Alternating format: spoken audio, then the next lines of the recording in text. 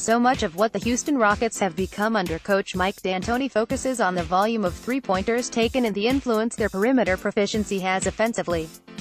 And even with the preponderance of evidence undergirding their dramatic improvement defensively, the Rockets' reputation remains cleaved to threes and offensive efficiency, so much so that following the defensive clinic they orchestrated in Game 4 on Sunday in Salt Lake City, some Rockets were first greeted with queries on how many threes they missed in their 100-87 win.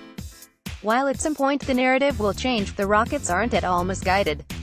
They stand one victory shy of clinching their Western Conference semifinal series with the Utah Jazz, and if they defend in Game 5 on Tuesday night at Toyota Center like they did in Games 3 and 4, the Rockets will likely advance to the Western Conference Finals for the second time in 4 years.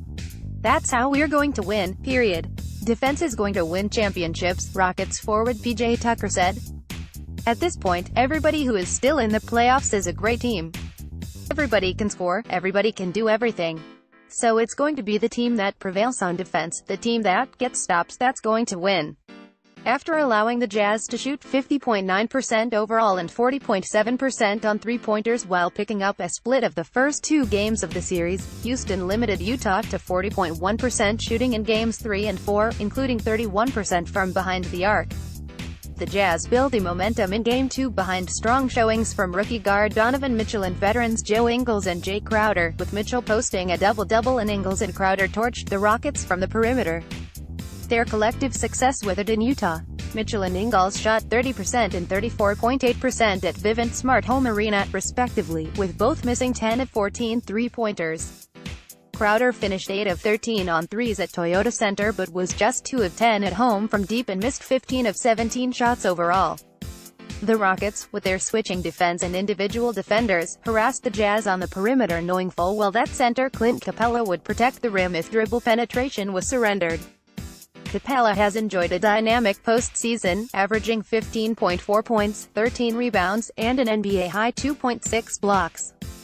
He had 6 blocks in Game 4 and was everything Houston could hope for.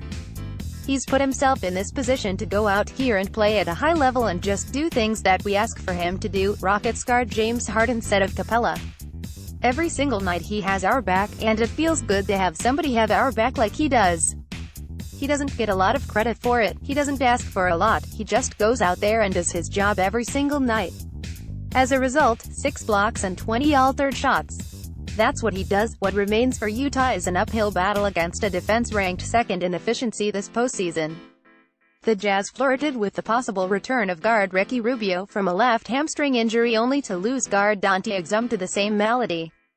Forward Derek Favors' ankle was slowed by injury in Game 4 yet played, leaving Utah facing elimination with a hobbled roster. Perhaps being forced to dig deep into the bench led to Utah missing 22 shots at the rim in Game 4, or maybe it was the influence of the Houston defense. Whatever the case, the Jazz need hasty improvements. You can't take anything away from them in the way that they play, Jazz coach Quinn Snyder said. But in order to beat them you have to be able to convert those opportunities, and we just didn't.